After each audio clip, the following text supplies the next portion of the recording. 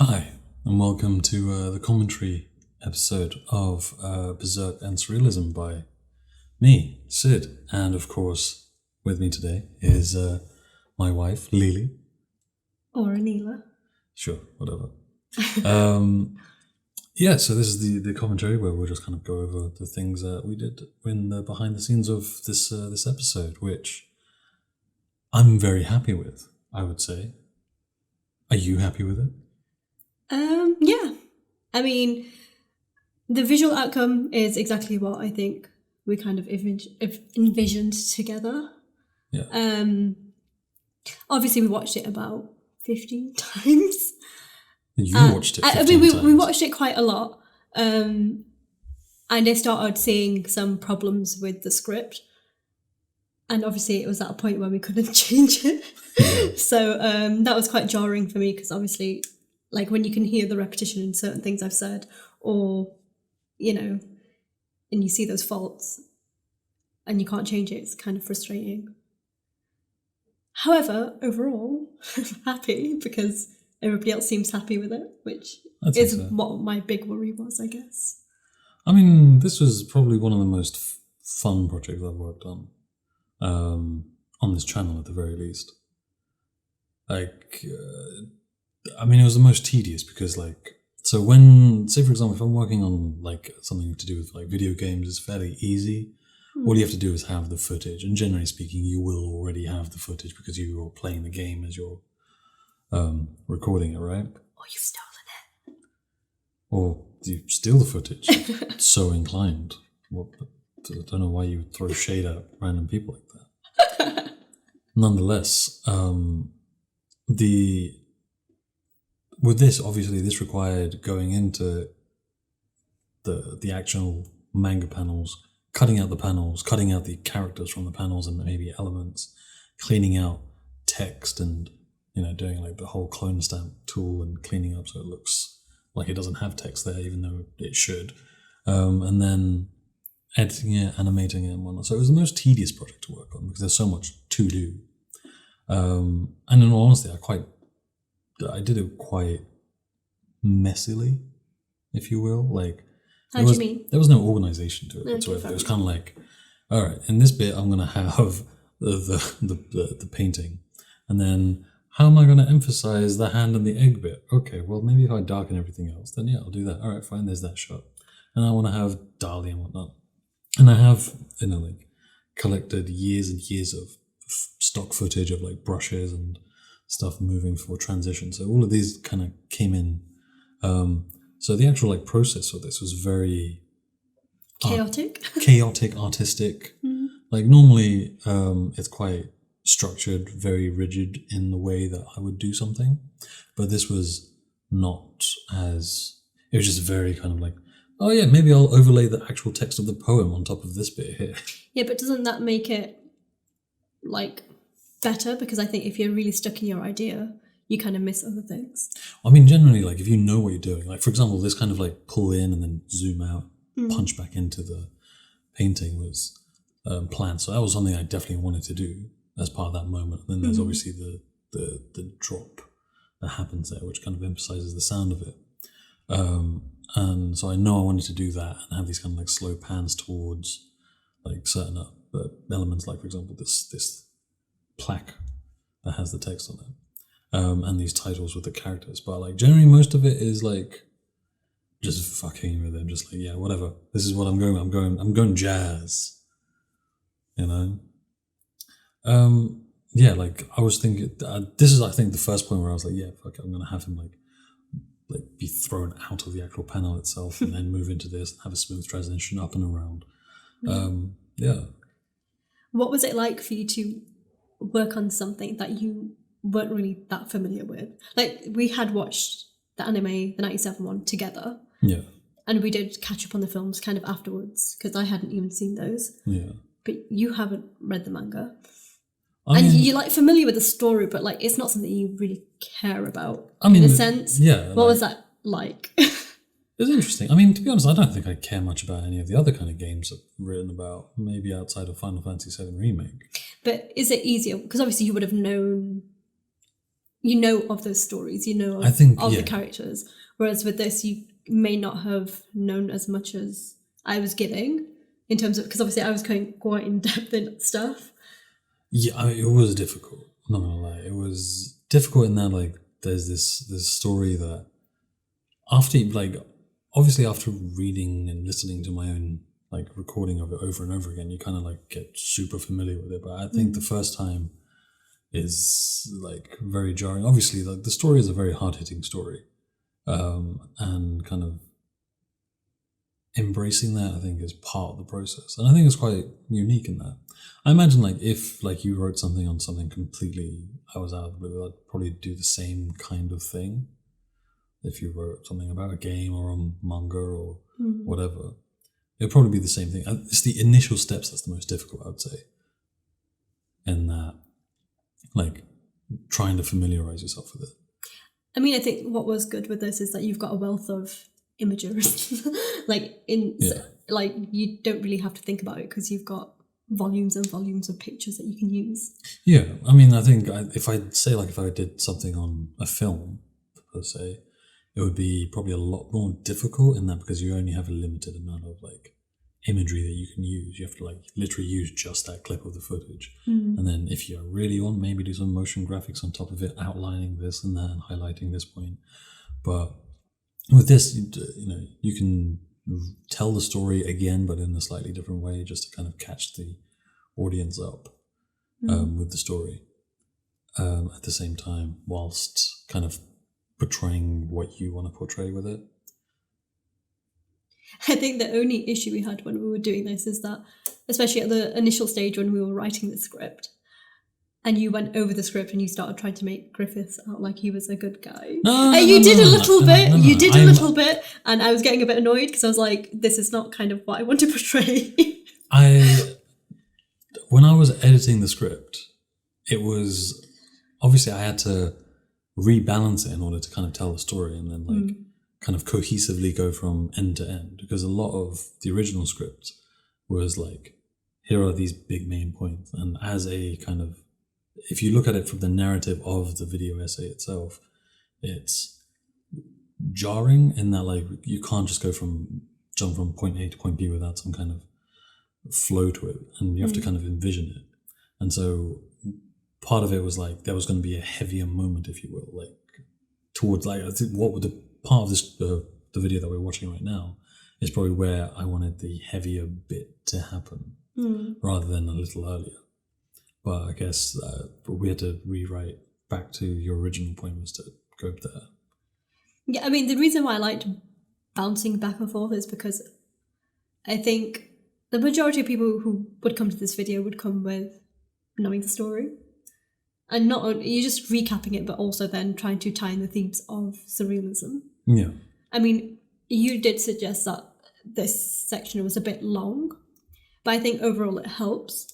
Because I think me, myself, like, after reading the manga, like, the chapters come out, like, years apart or whatever. Like, you forget that you can forget things. And especially with the earlier chapters, you might miss things or misremember them. Yeah. So I think recapping it is important. Because even still, like, there's probably elements of it which, like, but we wrote something about Casca being unconscious. And that's how I perceive it, because I feel like she wasn't a consenting party. So to me, that's like, like somebody who's not.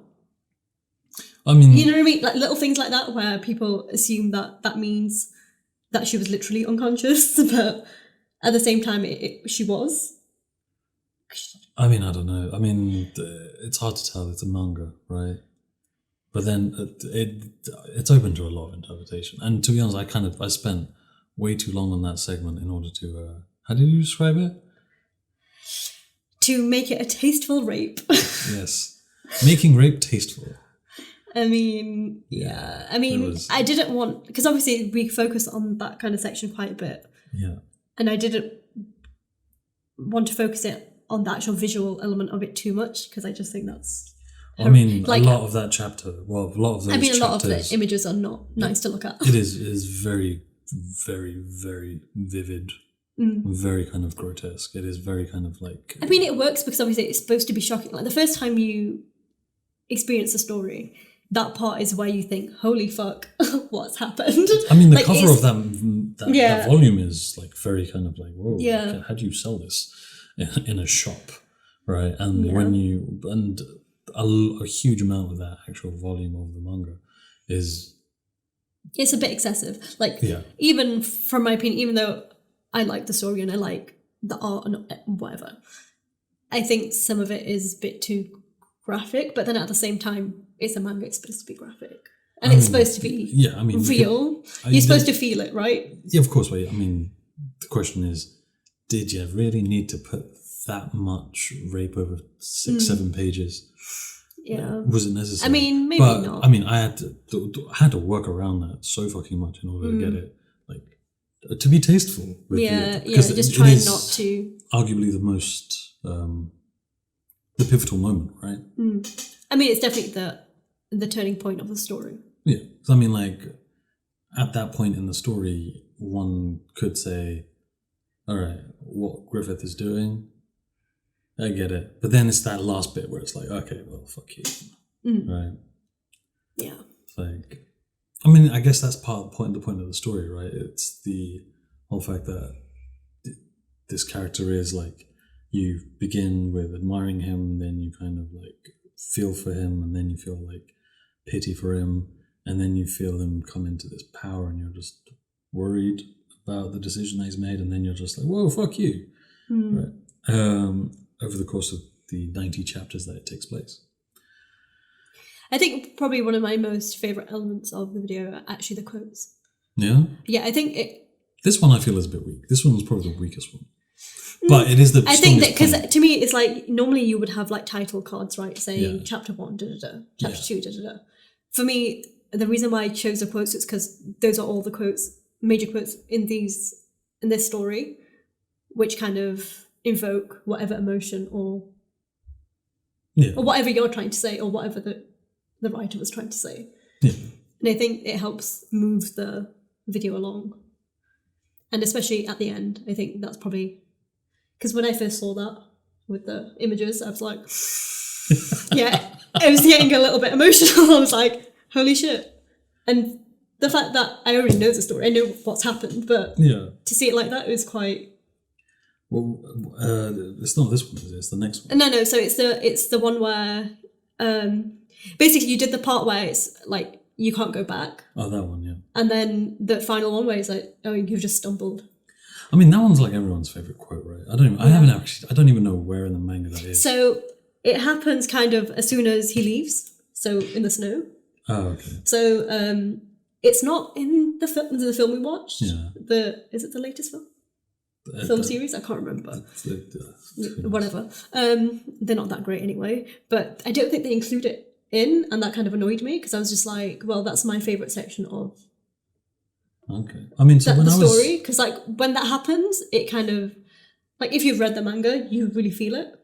Yeah, I mean, when I was researching Berserk as I was putting this video together, I was watching a lot of content online. And a lot of comments literally are just that quote, that final quote. I think that's probably because I think most people who read the manga probably relate to Guts' character more than Griffith's, because Guts is the everyman, somebody who's just struggling through life, basically, trying to survive. And I think most people feel their own lives are like that in some respect. Maybe not to that extreme, but like, you know what I mean? Like you can feel that parallel with yourself.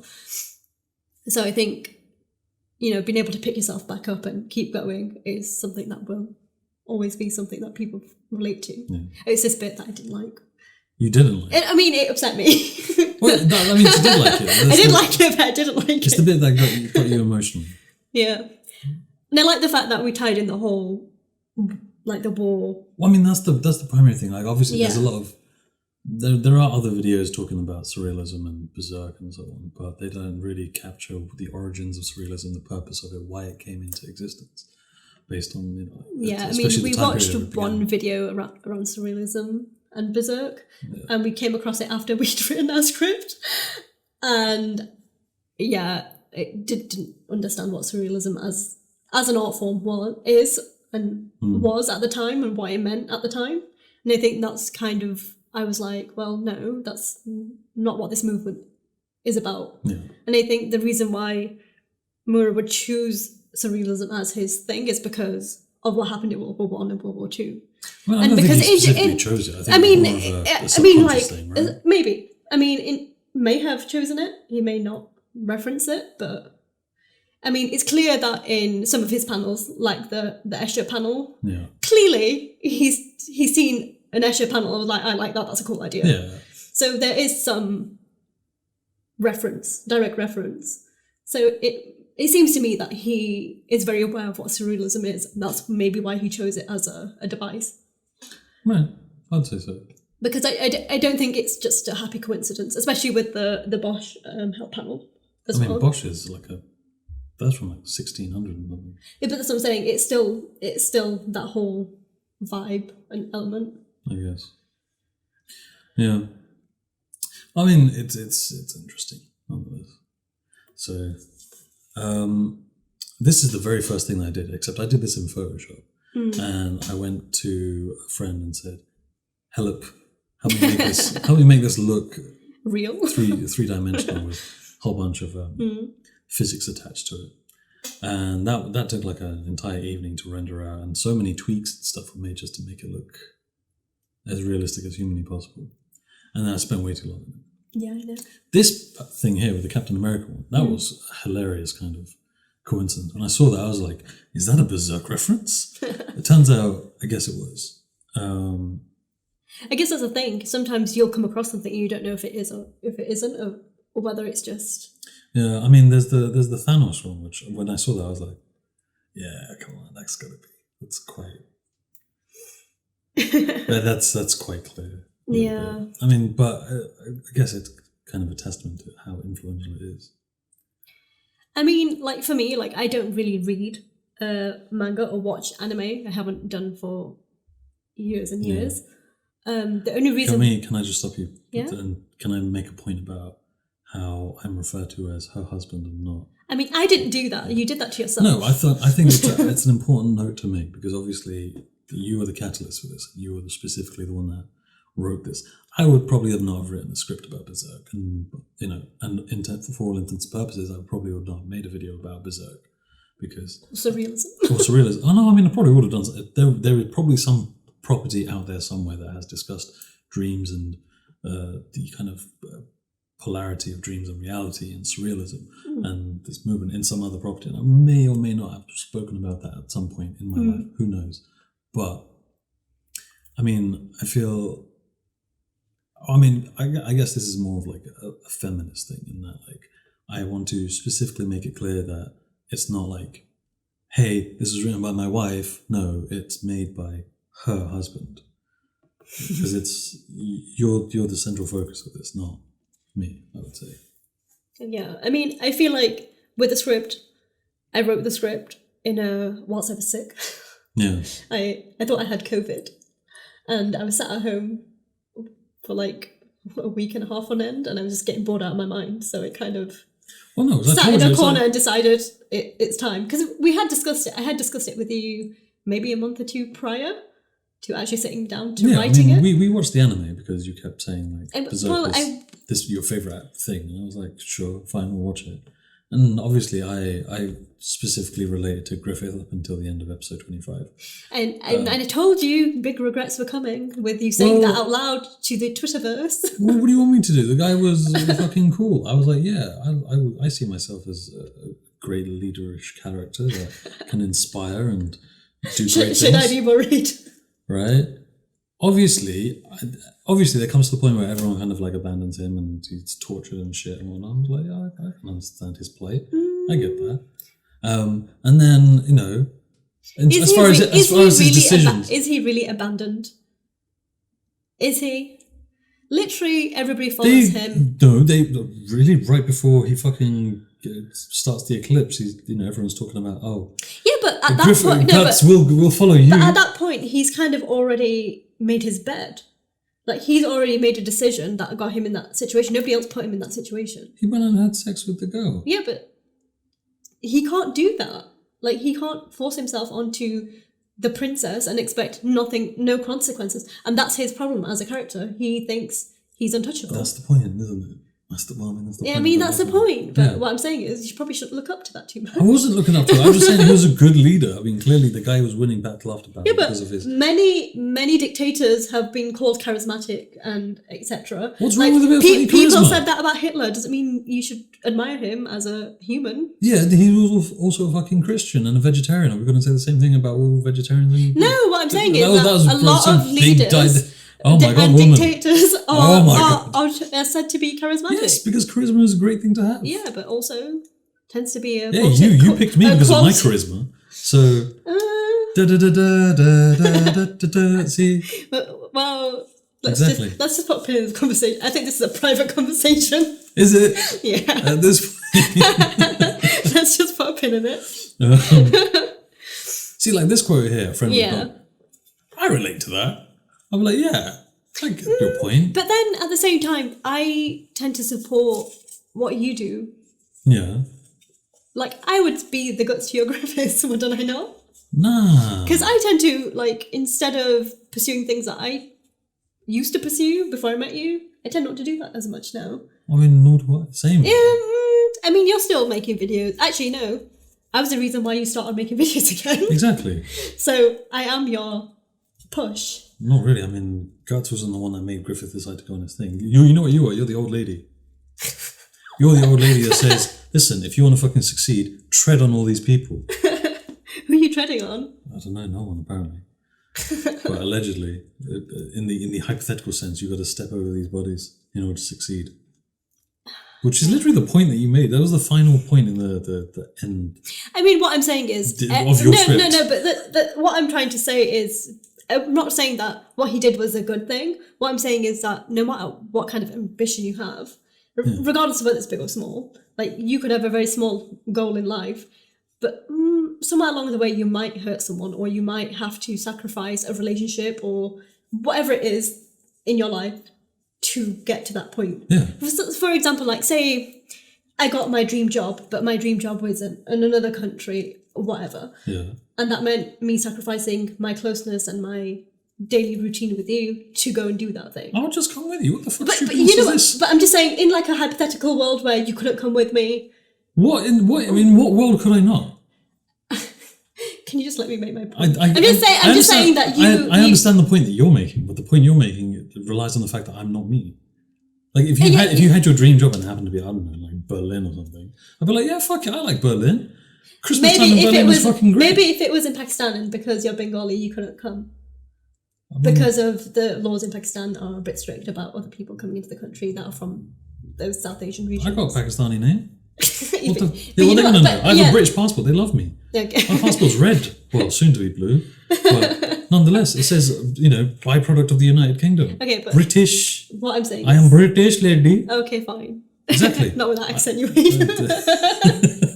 My point is that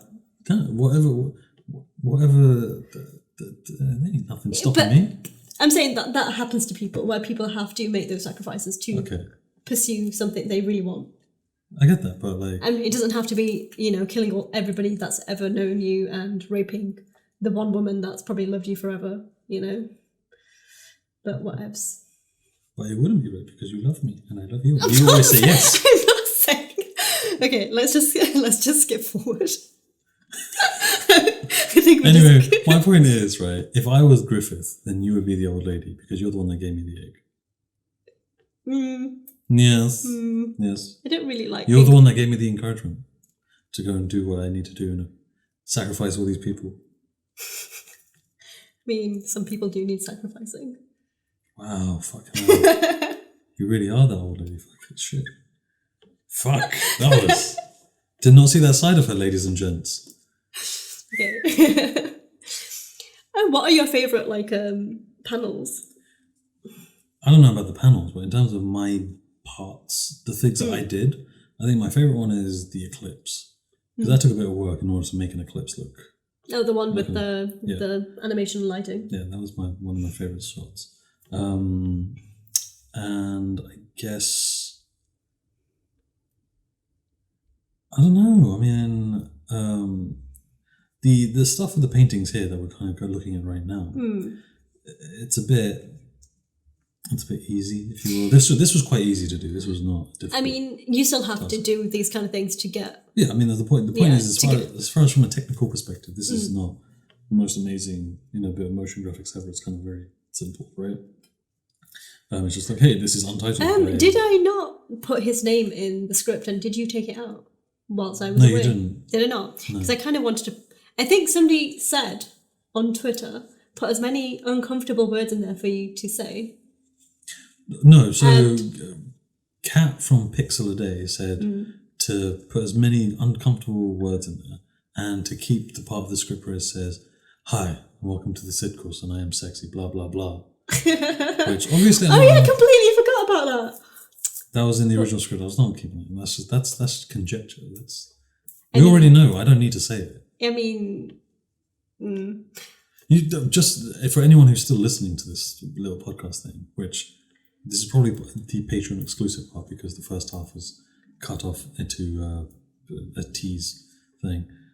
This is the. I thought we were making this one public. No, so the first part is going to be public. Okay. Tactics, baby, tactics. Okay, but now I don't know what we've said and what we haven't said. It doesn't matter. It's fine.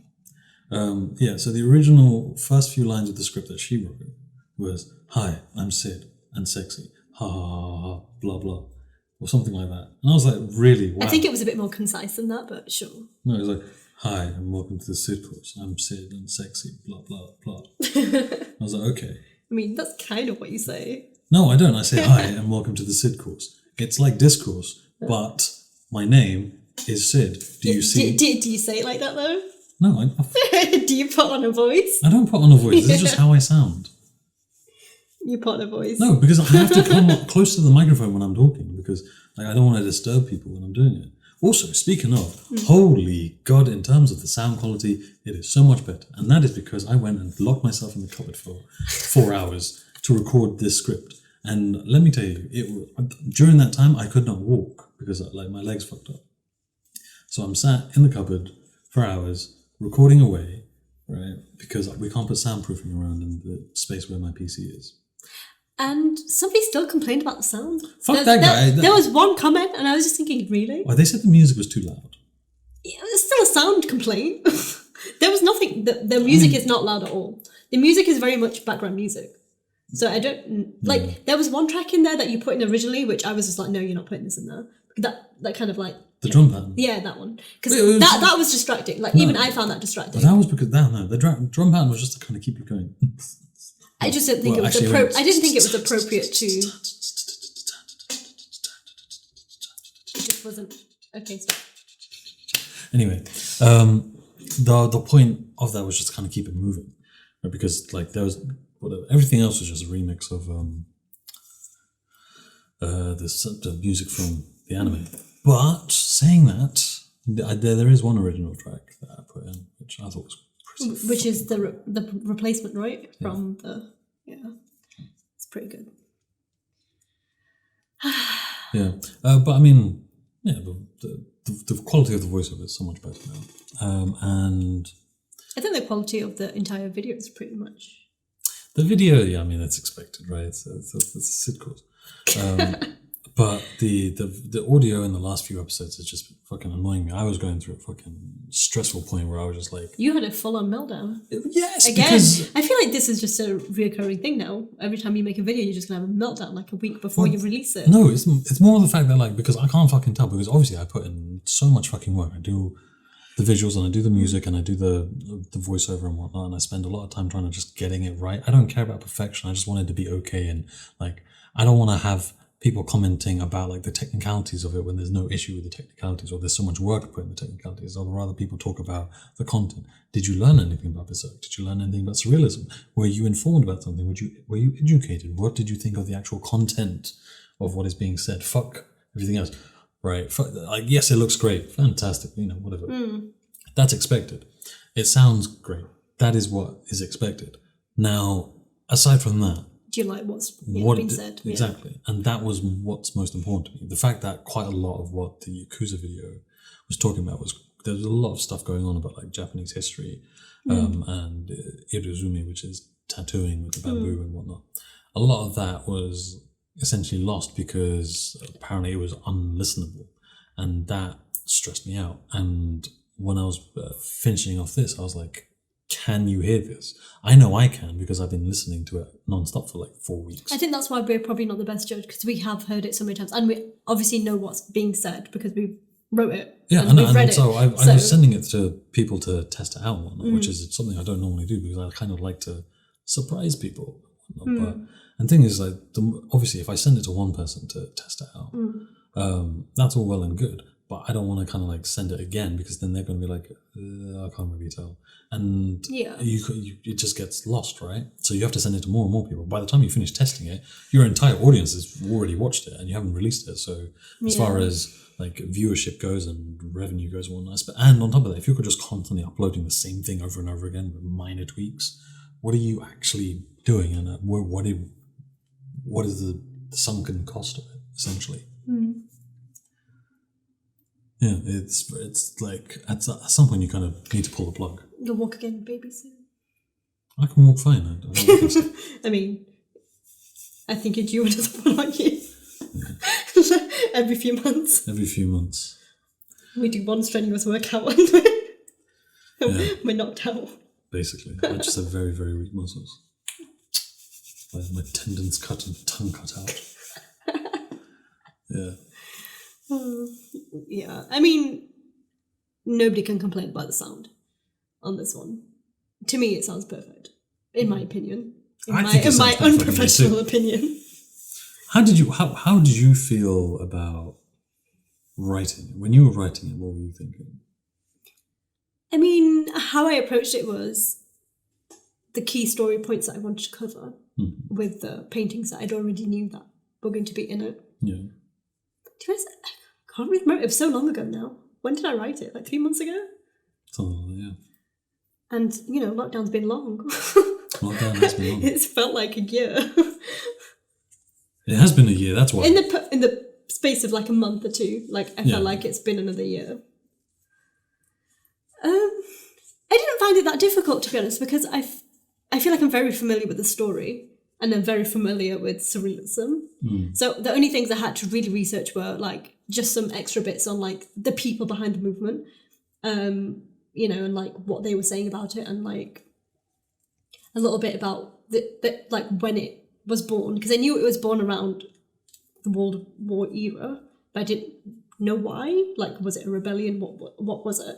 So just doing those bits of research, which I'm quite used to doing because I kind of do it as a day job. Yeah. Like, I'd have to do quite a lot of research before I write anything anyway.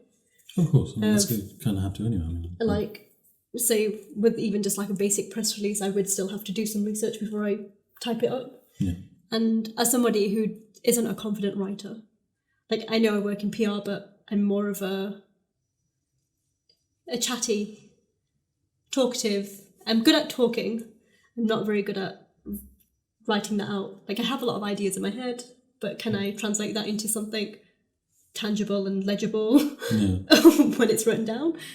So having you look over it and make some tweaks, but then you start making tweaks which I felt like were intruding on what I was trying to say. So trying to get that balance of what I was trying to say and like actually making it in your voice is actually quite a hard balance. Because I feel like you're very matter-of-fact. The way you talk, it's quite like, you know what I mean? Yeah. Factual. Whereas I was trying, mine had some personal emotiveness to it because it's how I respond to the story. So I think trying to get that balance was hard. But then I still carried on writing how I wanted to write it and then just expected you to just clean it up as you were going along. Fair enough. Would you do it again? I say quit while you're ahead. That's a stupid mentality to have.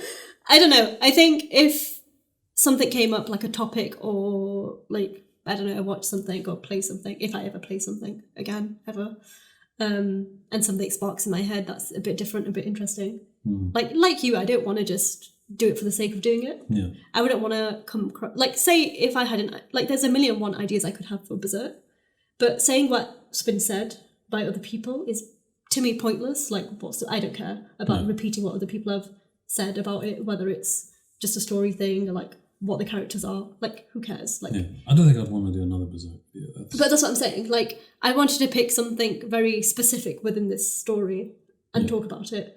So if I'd found a topic that I liked and I wanted to tie it to something, then cool. But I'm not going to force it.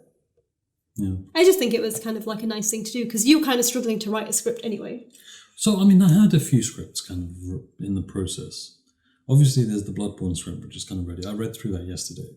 And I was like, well, this is fucking good. That has been ready for 6 months. So that's the thing. Yeah. You've had the script for quite a long time, but you haven't had time to actually there's play quite a the lot. game. It's not so much about playing the game. It's more about the actual visuals of it are what's going to be difficult about this, and to make it look right. I don't want to be the same kind of YouTuber as everyone else, and like I just kind of put game footage in where recording it. I'd rather kind of do something a lot more interesting because Bloodborne as a game is more interesting to play than it is to watch. It is not particularly interesting and fun to watch. It's kind of like, oh, look, you died. Oh, look, you died. Oh, this is a fucking difficult. Blah, blah, blah. It gets a bit tedious.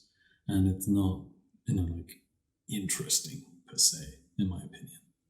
And I've watched a lot of Is Bloodborne there videos. another way to go about it without actually using video game footage? Well, I mean, that's what I'm going to do. As in, my kind of point is to kind of be a bit more narratively interesting by recreating the levels in, like, Unreal Engine. And kind of doing some really cool That would take so long. It would not take so long. It's kind of like you have to be very specific about it. I think what I need to do is to storyboard it out and then work around it, and that way make it a lot. I mean, it's a long script as well. It is, but I mean, it's got to be a mix of game footage, a mix of like CG work and motion graphics and a whole heap of things in order to be quite interesting. Because I've watched like 2 hour-long videos about Bloodborne, and is Unreal Engine the thing that you use to make the thumbnail? Yes. Yeah, that's going to take forever. No, the thumbnail was quick. No, the intro sequence, that was... I was raising my eyebrows at audience. It was not quick. No. You went on that call twice. In 2 different evenings. And you were working on that for quite a long time. Yeah, but we were doing it in real time. That's what Unreal does. Yeah. Whereas like with the Blender stuff, so the very introduction sequence with the book, right? That took a while, but that's because that was like just physics and all that, right? And that takes a long time. But with Unreal, you build everything beforehand, and then it's a game engine. It's how games are done. It's all rendered in real time, which is what we were doing. It's just tweaking and making things just a bit more better. Because the first thumbnail only had the one egg in the middle, and the text just didn't fit in and look right. But obviously, when I kind of switched it around, tilted the angle, put 2 eggs in a weird, surrealistic kind of way, and then put the title, the text on, then it was like, now we're getting it. But you have to kind of play around with it. But I was just thinking doing like a lot of that for a video would take ages. Totally worth it, though. Yeah, I know, but I'd rather have... They won't come out for like another 6 months. The way they work great. I mean, it depends. So I think it will take about 3 months to produce, realistically. If I like storyboard it out first and kind of plan out the shots against the voiceover, at least we can see what kind of thing that we're trying to do. And then it'd be like, okay, now we get it. Now I know what to kind of make. And with a little help from some friends, it'll be all cushy, I would say. Yeah, I mean, I do think it will take a long time. I think you're always over-optimistic. I'm always quite cynical when it comes to the timing of things. And I'm always the right... Okay, guts. Fucking hell. I mean, listen, like I said... Some things just require some sacrifice. That's fine. We can sacrifice me if you want. How are you getting sacrificed? You could just move out and... No, shut up. Speaking of which, let me tell you about sacrifice. So I worked my ass off to get this audio just fucking right, and I had to like pad out this little closet that we have with all of her furs just to get the sound perfect. And then we decided that we're going to be moving. We don't have a closet that will fit me inside anymore. So we have to come up with something new. So now I have to put. I think that's what's going to be the stress of the next audio recording. So I think I'm going to record the Bloodborne audio before we move out. Just record as many scripts as you can in the next 3 weeks. So I've got to record all the audio. I have to write all of them first, right? Unless I decide to do like an AI thing where I record a whole bunch of Words. audio and then have the AI kind of work out how I would say it, and then I never have to record audio again. It's doable. That would be quite fun, actually. That would be quite interesting. But I'd have to sit and talk for 90 minutes straight. Just read the dictionary a couple of times. No, there's specific words that they use in talk in order to get the correct inflection. And, Okay. so on. And when you input, you type in some words, and then it will read out the words in your voice. Creepy, but cool.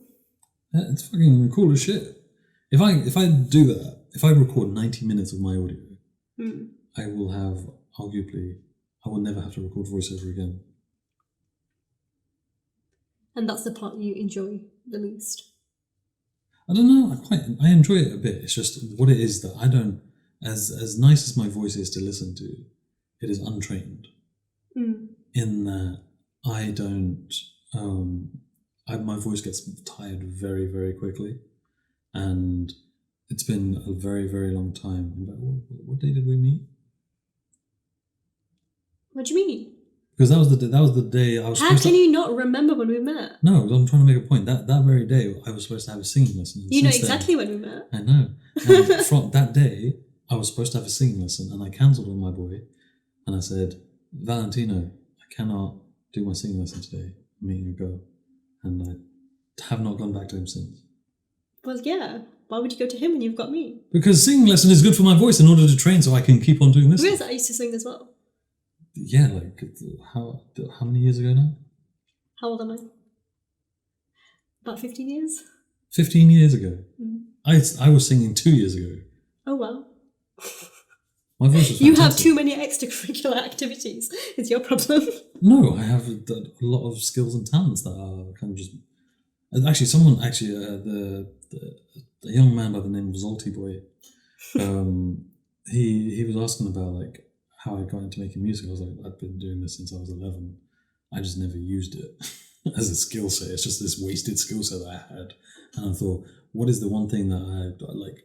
With YouTube, it's very kind of stressful, especially with how we're constantly like being stricken down with copyright strikes and whatnot, and the channel is constantly at risk. And when you're a small channel, you have no kind of alternatives. You can either have like a video without any music that has nothing in the background and it's very, very kind of boring, or you can risk your channel putting some music in, or you have to find some music. My alternative is I'll just fucking make some fucking music. That way I can't be copyright striked because the only person who can strike me is me. So Sid, you have all the permission to do whatever you fucking want with the music that you have made. And that way, that's that. But of course it requires some work. It requires some effort and skill in order to get to make music that is, one, listenable, and two, helps with the video. Arguably, technically speaking, I could just play like 4, minor chords together and then it will sound... This video always makes me laugh. What, with the fucking egg coming out? Yeah. Jesus Christ. That just, whatever. So bizarre. Someone somewhere, a group of people said, Salvador Dali... It's going to sit in an egg. No, because he directed this. Obviously, so he had a lot of patrons in order for him to fund this lifestyle where he just fucking made art. In this particular case, that fucking shit. I actually don't know anything about his life. He had a pet ocelot. Okay, so he must have. He had money. No, because he had patrons. Yeah. Which, by the way, these guys are already patrons. It's other people you have to convince. I know, but like, if I can convince... I can only go full-time writing scripts if I don't have to work anymore. Because you've seen how lazy I am when I come back from work. Oh, yeah. Listen, if you want... more Berserk scripts? Fuck off. No, we're not doing more Berserk videos. Actually, I will make 3 more Berserk videos. Right. That's stretching it. No. Maybe 1 more. No, I'll make 3 more Berserk videos if we get to a certain amount of fucking patrons. God. What? Like... That's putting pressure on me. How rude. Yeah, man, you got to put some work in. Listen, Do I not? listen, you got The to emotional work I have to put in. listen. In order to get somewhere, you got to sacrifice. Is that that's just the end line Basically, for everything now? yeah. Listen, if you want, you got to step on some bodies, man. Let the bodies hit the floor. Let the bodies hit the floor. I'm actually surprised you didn't sing Forces, to be honest. You told me not to. I was expecting you to do it whilst I was away. to sing Forces. Yeah. I fully wanted to. Yeah. I was this close. But you would have just made fun of me. Well, I'm not ready for that kind of embarrassment. We're too early in our relationship for that. For me to, like, listen, we still have man. When I say man, I mean like the male species have been trodden on for so much, and you can't. There's only so much. Like, if it was some random person on the internet said, "Oh my god, you fucking shit at singing," I'd be like, you know what? That's fine. I don't really care about you. You're worthless to me, right? But if you started making fun of me for singing. You sing to me all. You sing to me all the time. There's a difference between me being goofing around and singing like Backstreet Boys to you, and Carly Rae Jepsen to you. That's fine. Right? That's nothing. There's nothing to that. Whereas like if I was like actually putting some effort into singing one a different language and two a song that you quite like, then it would be quite a traumatic thing, and I'd probably never recover. Don't stroke my face like I'm a cute boy. You know very well. You are a cute boy. Like there's a lot of emotional turmoil behind it. It's a traumatizing experience. I'd probably never fucking like speak again. We were just like, oh baby, what's wrong? I was like, nothing. And now it'd be the same case for like 30 years. People were just like, oh, where'd Leonardo da Sidci go? And I'd be like, no, I'm here. Don't worry. I'm not dead. I'm just not making videos. Why? Oh, because my wife said I can't sing. No, my wife made fun of me for singing Japanese, new wave music. Oh. Okay, that is the end of today's commentary episode. I hope you enjoyed it. If you, you already are patrons, so thank you very much for your support. Pass it on. Yeah, convince someone else to do the same thing as you. Or at least get them to watch the video. Or at that, Yeah. Help. Like and share. Like, share, subscribe. You already are. So, but anyway, share it with a friend, some weeb friends that you might like to discuss it with. Yeah. Or, just may find it interesting. Nonetheless. Anyway, thank you very much. We'll see you in the next episode, which may be Bloodborne. I'm not certain yet. Stay sexy. Why are you giggling for? Because you're so cute. What are you giggling for? Come here, I want to give you some smooches. Have you finished? No. I think you should switch it off. I love you. Mwah. I know, pause this damn thing. Oh, just no. No.